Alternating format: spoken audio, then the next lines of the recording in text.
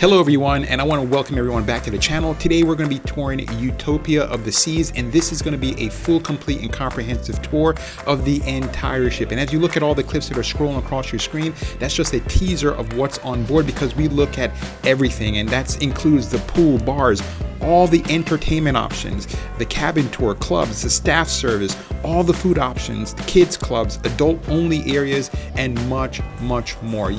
By the time you get done watching this video, you'll know if booking this ship is the right move to make for you and your family. So let's get started right now. Just so that you can know what to expect as you're looking at the images that are coming across your screen, we're in the middle of summer. It's the high season, and this ship is jam-packed. So there are over 7,000 passengers on board. I'm aboard Utopia of the Seas. It's one of Royal Caribbean's largest cruise ship ever. I can't wait to go check it out. So without any further delay, let's go see it.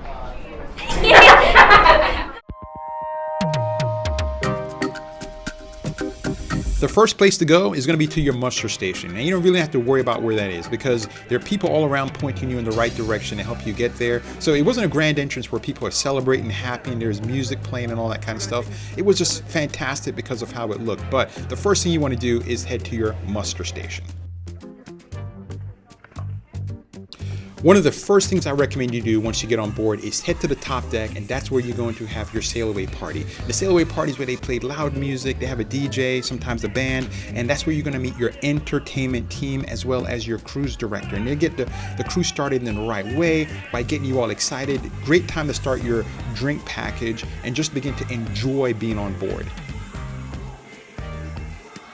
Now, if you're not a big dancer, the reality is that most people at the sail away party aren't dancing. They're just sitting around watching other people dance. So if you're thinking to yourself, hey, look, this is not going to be for me, don't count yourself out. Go and see what it's all about. If at the very least, you'll get an opportunity to watch people dance, act crazy, gyrate their bodies, and just make a fool of themselves. And I recommend you join in that fun. One of the big reasons that people choose to cruise is because of all the entertainment options on board. So let's go check out what there is to see and do. Let's now switch gears and talk about entertainment. Entertainment is going to be popular on board. I recommend, if you plan on going to a lot of entertainment venues, download the ship app and make reservations. Sometimes they sell out, and they are people they put at the front door to check reservations. But usually 10 minutes before the show starts, they just open it up and let anyone in. But if you want a guaranteed seat, especially some of the more popular venues, then make sure you get a reservation. The majority of the entertainment is going to take place in the main theater, and I was absolutely blown away at the quality of the shows in the main theater. They had people that were floating in the air. They had huge wall screens, choreographed music. It was absolutely fantastic. There were even drones that were flying around. How they did this was absolutely remarkable. One of the best shows on the ocean you'll ever find anywhere is going to be on board Utopia. So the main theater entertainment was absolutely mind-blowing. So come prepared to be entertained and wowed.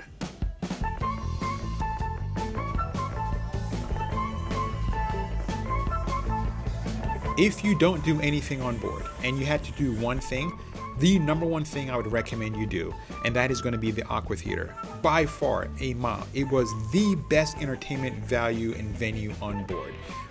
There were folks that were jumping from hundreds of feet in the air.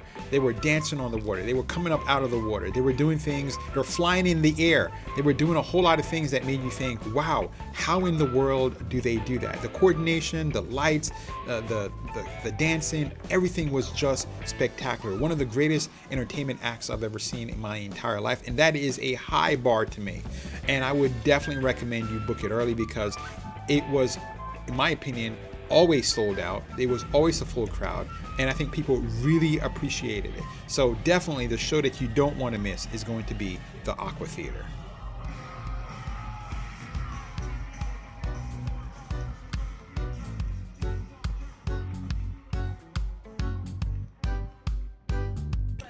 One of the many things I love about cruising is that there is so much to see and do on board. Whether you're 5 or 95, you're going to find plenty, and I do mean plenty of things to keep you entertained and busy throughout the day, morning until night. Now, one of the things I highly recommend you do is download the Royal Caribbean app and familiarize yourself with how to use it. Plot things in your calendar so you can know at least what's going on and have options to do it. Now, I really loved that they had so much things for you to do, and it's one of the biggest benefit, in my opinion, about being on board.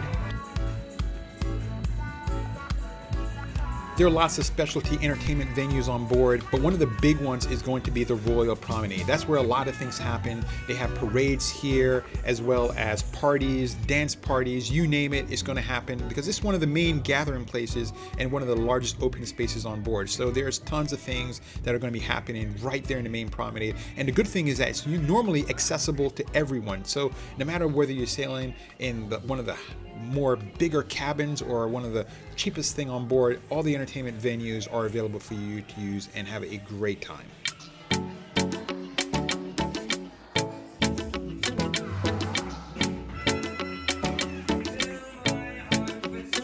There is an ice skating ring on board.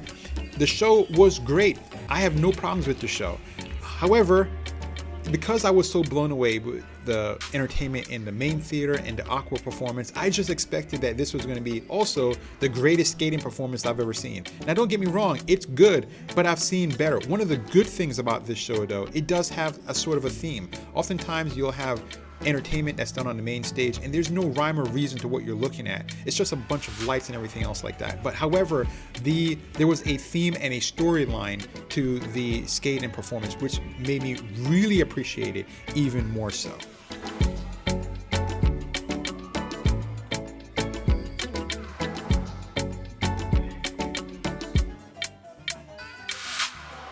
I personally feel that Royal Caribbean sets the bar when it comes to bands. They have great musical acts on board, and they do a phenomenal job of having live music on board. And if you like the small bands and live music, you're going to love the entertainment venues on board. Now, some of the areas on board that are particularly catered for music, I wish they had used those more, but for the most part, you're going to find lots of small bands and ways to be entertained. It certainly be unique to me, but I love karaoke, and the reason why is because you never know what you're gonna get. It's like a bag of chocolates. You reach in and you get somebody who can, sing really well, and they just blow you away. And then the best part, the most entertaining part, is those people who cannot sing, who sometimes don't know it, get on stage and they just tear it up in a bad way. But I really like karaoke on board, and they have a special venue just for that.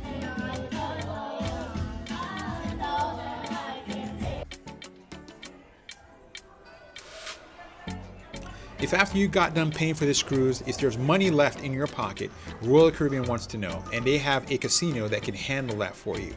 It is a huge casino, as you would expect. It's one of the largest ships in the world, so it has a casino to boot, and the casino has almost every single card game imaginable. I love Texas Hold'em poker, and not a lot of lines carry that, but it had Texas Hold'em, it had all the board games, all the slot machine types of games. It was a huge casino. Now, it is a smoking casino, and unfortunately, in order to get to portions of the ship, you have to walk through it. But the smoke wasn't bad at all. It wasn't something I noticed. There is a non-smoking casino, and that casino is much smaller, but it's much larger than you would find on other ships. To make a long story short, if you like to gamble, and there were a lot of people in the casino, so it was a very popular venue, there is a pretty well-equipped casino.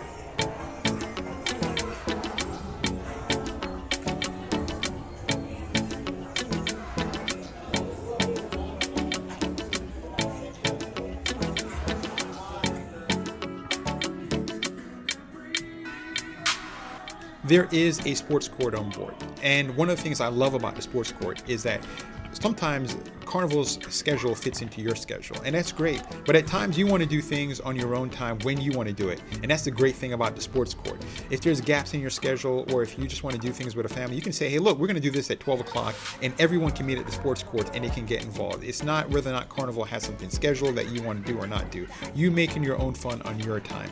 And of course, as you can imagine, it's a pretty expansive court. You saw all the different things that you can do, the soccer, putt-putt golf. They have a flow rider, and the flow rider is really nice. I include this in part of the sports court. But they have a rock climbing wall. They also have shuffleboard, pickleball, cornhole, zip lining. I love the zip lining. All of this also is free and included, so you don't have to pay for any of this. And table tennis. So I just, and there's more too as well, but I just listed off a few of the things. But there is a lot of free and included entertainment, and you can find that on the sports court. And the best thing is that you can do this on your own time. This is the Royal Promenade. This is where we first entered the ship from. And as you can see, it's massive. It's like a football field long. You can find shops, entertainment, lounges down here. It has natural light that comes in here, and it's a great space to hang out and meet and just enjoy different festivities that happen all throughout the day and night. I am in the main dining room. I'm told the food here is supposed to be really good. I can't wait to try it out and let you know what I think. Let's switch gears and head to the Windjammer Buffet. More than anything else on board, with maybe the exception of entertainment, passengers on board love to eat. And it's an all-you-can-eat experience, and we're going to do that in the Windjammer Buffet, which is the only main buffet on the entire ship. And the Windjammer Buffet, as you can imagine, with the ship being so large, is huge.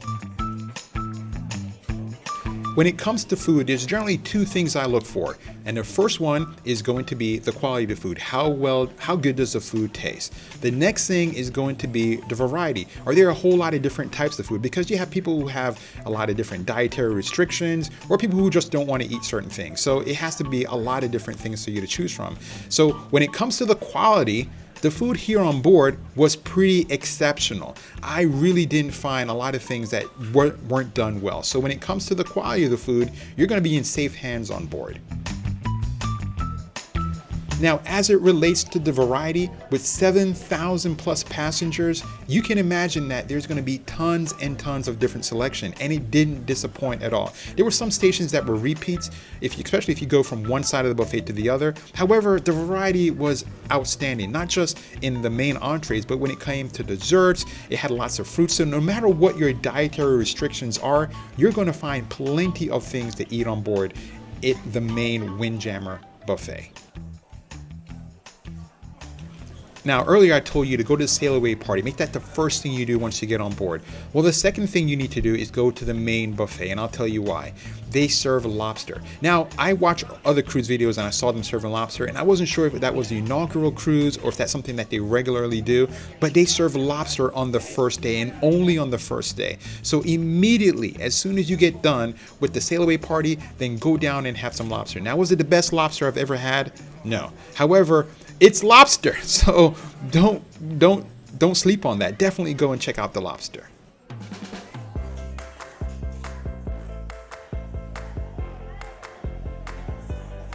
If buffet style eating is not your thing, then there are plenty of other food options available on board. And essentially it's broken down into three categories. There are places that are 100% free. That's like the Windjammer Buffet and other places on board. And there's hybrid places where you go, some things are free and then some things you have to pay for.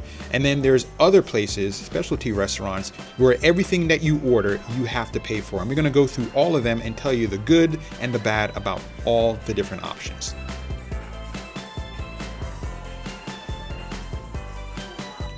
Let's continue by talking about totally free restaurants. Now, we talked about the Windjammer Buffet. That's one of them. And that's the main one. That's where most people sit down and have something to eat. Then there is Sorrento's. The great thing I like about Sorrento's is that the pizza there is terrific. It's also located in the Royal Promenade, which is a prime spot on board the ship. So I love there because also the pizza tastes fantastic. Look at this pizza right here. It looks great and it tastes wonderful, so it's a great spot to eat. The next place we're going to talk about is El Loco Fresh. If you like Mexican food, this is a huge and popular favorite place to go. So a local fresh is another major popular and good option for you to eat. And everything again at these two restaurants are 100% free. Now there's also Doghouse. They serve hot dogs, and the hot dogs are good. It's a limited menu, of course, because the hot dog is, there's not much to do with that, but it's also one of the options that are 100% totally free.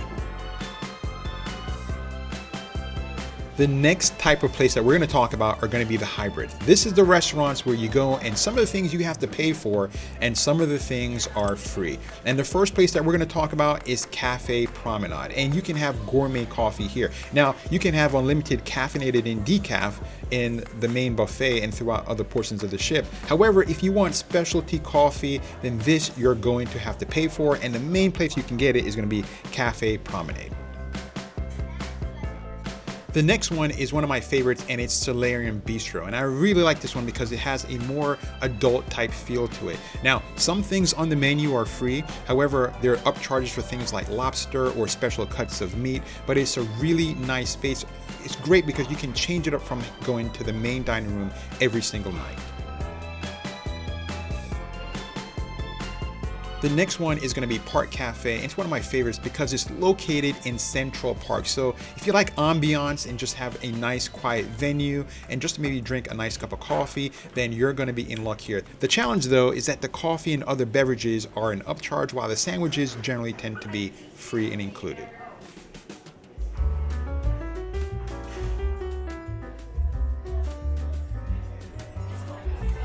Still talking about food, we're going to head to specialty restaurants in a little bit, but for right now, let's head on into the main dining room. And when I first came on board, I thought there would be multiple dining rooms spread throughout the ship because it's such a large ship. I didn't think that they would be able to accommodate so many people into a space. However, I was wrong. You can't seat everyone all at the same time. However, it goes up 3 different levels, so it's massive. It's a huge, beautiful space, and I loved eating here. We're going to get into what the food tastes like now. Now, when it comes to dining here, you really have 2 options. The first one is traditional dining. This, you have the same waiter, the same time, same table. So this is great, especially if you want a waiter to know your drink options or what you like to, what you like to drink or what you like to eat or any kind of dietary restrictions. This is wonderful. Also, you have anytime dining. You can just show up when you want. You have to make reservation, but you get a different table every night, and also you get different waiters, so it gives you a chance to kind of explore a little bit more and also have a lot more flexibility. Regardless of which dining option you choose, you're going to have a rotating menu that changes every night. There are going to be some familiar favorites, and also if you want to pay a little bit more, you can have specialty things, specialty cuts of meats or seafood options that are available at an extra cost. But for the most part, most everything on the menu is free and included. When it comes to the food, it has a fair variety. And when it comes to how well the food tastes, you're not going to be disappointed. The food here in the main dining room, in my opinion, tastes really good. It's a step up from the main buffet, so you can expect better tasting food, and it's presented in a wonderful way. And I have no complaints about the food that I had in the main dining room. It rivals some of the selections in some of the specialty restaurants, which we'll get to a little bit later on in the program. But the food in the main dining room, as you can see from all the images scrolling across your screen, is really good. You get courses of meal, you get a dessert, an appetizer, and an entree in reverse order. Entree, but at any rate, you get what I'm trying to say. The food here is pretty good.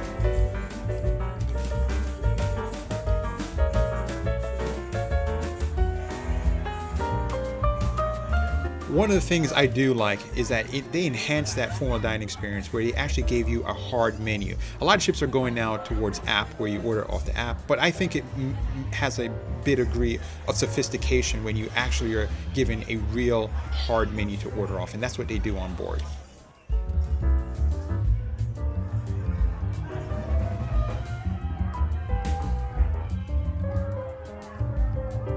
There are a host of specialty restaurants on board, and these are a la carte. They are not included in your cruise fare. You can make reservations at the Royal Caribbean app going directly to the restaurant.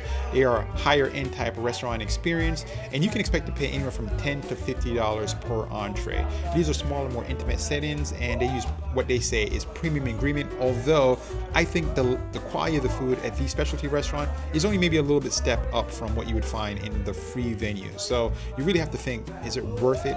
In my opinion, I don't want to say necessarily that it's worth it.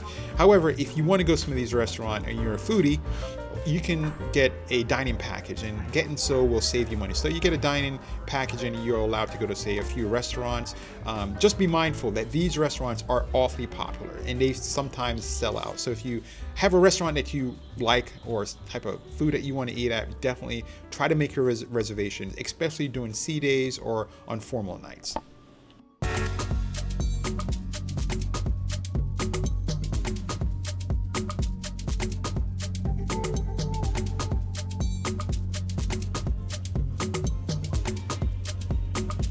Let's head on now to deck 15, and that's where you're going to find the main pool. And I'm going to pan the camera around so you can kind of get an idea of what the pool looks like. But as you can see, it's a pretty expansive area, and it's not just one pool, it's multiple pools, and each pool kind of serves a different purpose. And if you go behind the pool area, still on deck 15, you'll find areas for the kids. There are slides all over, and we'll go to all of that. But it is a really nice pool deck with lots of chairs, loungers, and umbrellas, so you'll not be disappointed when it comes to the pool. There's also going to be two water parks. The bigger of the two for older kids is going to be Splash Away Bay. And if you have younger types, little babies, there's also the baby, what is it called? Baby Bay? It's called Baby Bay. And that's going to be the smaller one for little kids. And you can see adults playing with their kids in there. It's a wonderful area. Both of them done exceptionally well.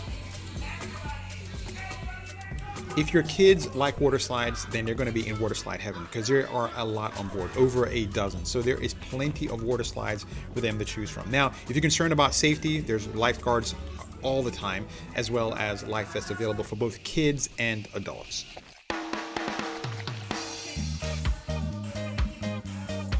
If you decide to go on shore, you have one or two options. You can do an excursion on your own. If you do an excursion on your own, you're going to be saving like 50+% on the cost of the excursion. You do it through the ship, you're going to pay more. However, the people who do the excursion with the ship, those tour operators are in communication with the ship. So if there's a problem on the tour, they will notify the ship. The ship won't wait for you forever. However, they'll extend you far more courtesy than they would somebody who's doing an excursion all by themselves and just don't make it back to port. So if you decide to do an excursion on your own, the biggest challenge you need to do is get off the ship early. Get off the ship early, start your excursion early, that way you can get back early and be able to make it on board without any problems. The last thing you want to do is miss the ship, because the ship will leave you. Now, you certainly do have the option of staying on the ship, but the good news is that if you do decide to stay on the ship, there's plenty of things that you'll be able to do, and there is no line. Most people get off the ship. That means that there's going to be a lot less line, a lot more attentiveness for you if you are on board. So if there are things that you really wanted to do, but you just couldn't bother with waiting in line, and you decide to stay on board, that's the time to do it.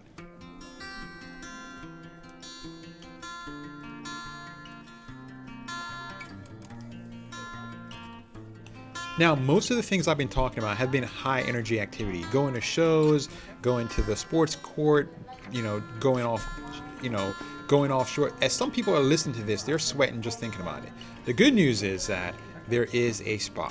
There's a relaxation. I go on vacation in order to have a good time, run around and do a bunch of stuff. That's not everybody's version of vacation. And as you can see, there's a nice relaxing spa. There's also a fully equipped gym. Now, it's not the prettiest gym I've ever seen on board a cruise ship. In fact, I don't think the gym had a lot of character to it at all. However, what it did have was a ton of equipment. And most people who go to that gym, they're not looking for all the bells and whistles when it comes to making sure it's aesthetically pleasing. They just want to make sure that it has all the right workouts so they can get a full workout done. And you're not going to have any problems with getting a full workout on board this ship.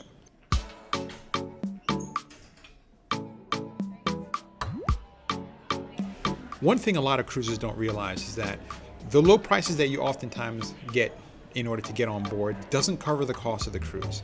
So the cruise ship has to make it up in different ways, and that's what we're going to talk about next in this segment. And one of the ways that they do so is by shopping. There are plenty of opportunities for you to go and buy things that you don't want and you don't need. And the best deals, in my opinion, are going to be on the last day of the cruise. And they have the sidewalk shopping sales. You can get things like t-shirts. I usually get 2 t-shirts for like $30, $15 a shirt. That's a good deal for me. But you can get things like watches, perfumes, you name it, jewelry, clothing, lots of things that you can buy on board.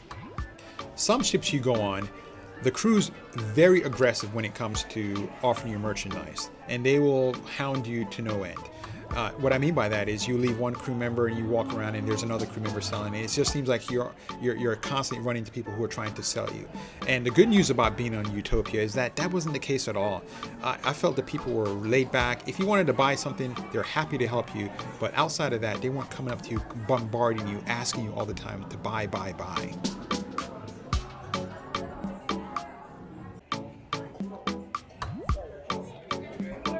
The next biggest upcharge, and this is by far the largest upcharge that they'll do, is going to be the drinking package.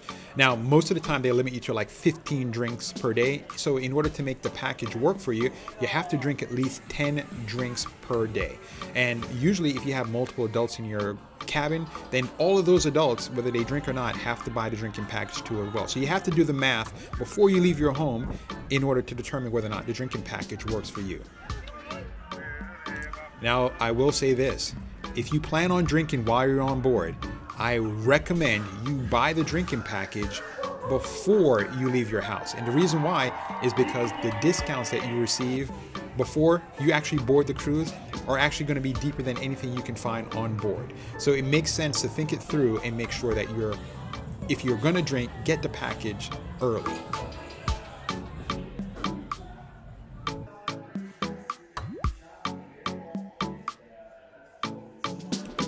Utopia of the Seas is a family-friendly ship. What I mean by that is you're going to find families, kids on board of all ages, teenagers, you name it.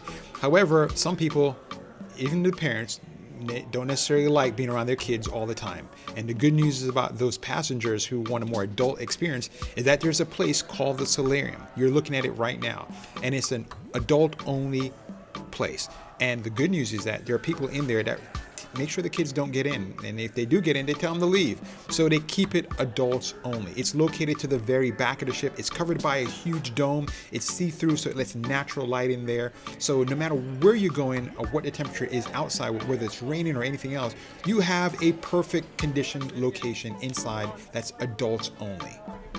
Some of the things you may have noted in the pictures that you're looking at, it has its own adult bar, it has its own whirlpool, so the whirlpools that are swarmed by kids in the main pool area, you don't have to worry about that here. It has a infinity pool area, and it has a lounge pool, so it has lots of things in here that are adult friendly.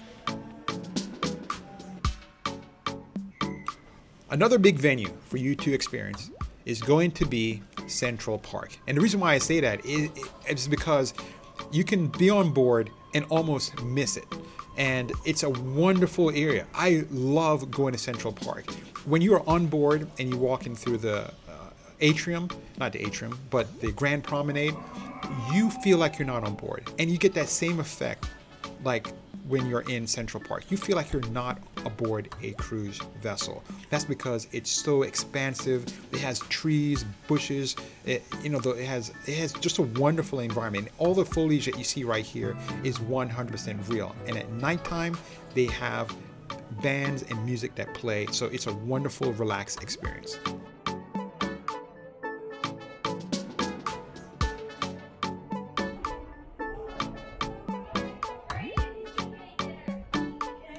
If you like new ships that are shiny, that are pristine, that look fantastic, then you're going to like this ship. It's new. It was built in 2024. You're not going to see a lot of signs of wear and tear on board, and the staff was constantly working to make it look its best. You saw them cleaning, mopping, sweeping, dusting, shining, you name it. They were doing it to make the ship look absolutely beautiful. So when it comes to how the ship shows, it shows like a brand spanking new ship. You're not going to be able to see any signs of wear or tear. So if you like that part of it, then you're going to really enjoy being on board, because the crew and staff did a fantastic job making sure that this ship looked absolutely phenomenal.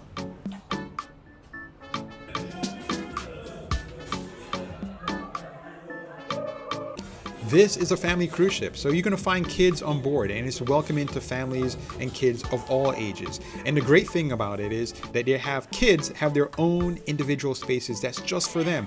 As a parent, I recommend you take them there. And the reason why is because when I take my kids on board, they want to have fun with me, but they also want to meet other kids.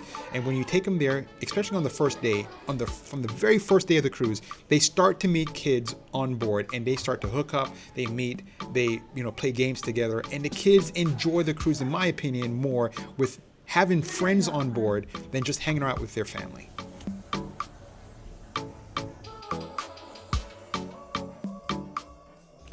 Most people don't walk a great deal, maybe 3,000 to 4,000 steps a day, and that's not very good. However, when you're on board a cruise ship, you can expect to walk as many as 10,000 steps per day. That's a big difference between 4,000 steps. And if you're going on board, off the ship and doing an excursion, you're looking at like 15, maybe 20,000 steps. So you're going to be doing a lot of walking. However, you're not going to be walking the entire time. And there's going to be lots of lush seating on board. Places that you can sit down, you can relax, you can kind of get your bearings, you can chill. So there are lots of those spaces on board, and I really appreciate the fact that they have so many relaxing spots.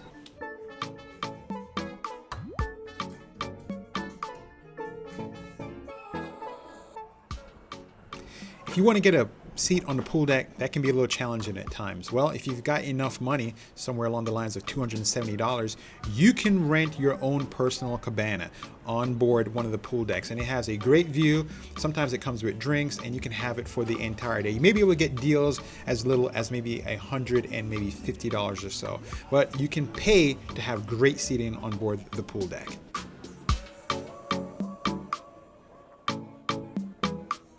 When it comes to getting around, most people are going to use elevators, and they have smart elevators on board. So when you press the button for your elevator, it tells you what elevator shaft to go to. You have to wait there. Now, people tend to not like smart elevators, and they complain about it day and night aboard cruise ships. However, there was not a lot of complaining. Now, the thing about this smart elevator is that it didn't give you an estimate as far as how long the elevator would take to get there.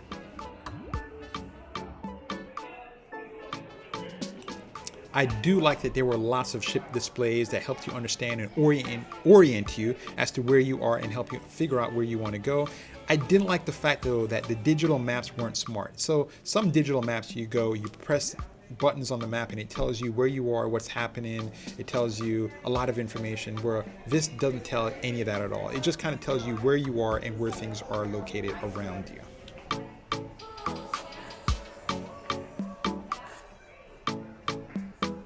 In my opinion, considering the fact that people eat massive amounts of food on board, if you have an option to use a stairs and you're going anything less than 3 floors, use the stairs. It'll burn some calories. The food will taste better because you'll be hungrier. So there were plenty of people just walking the stairs.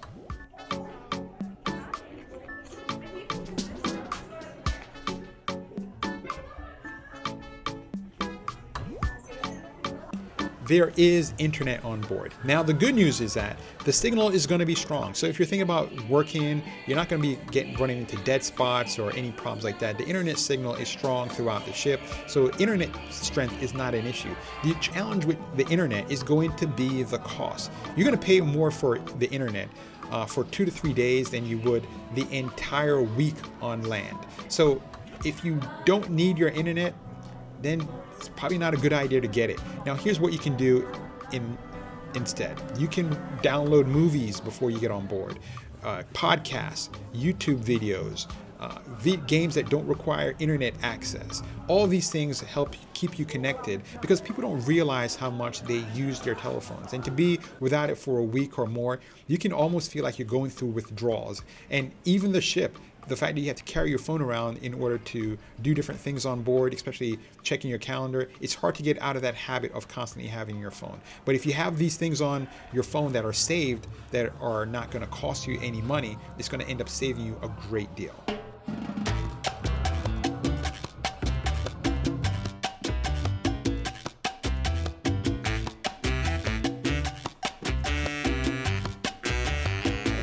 So I'm going to now do a cabin tour, and I'm going to also talk about how much I paid for the cruise and whether or not it's worth your time and money.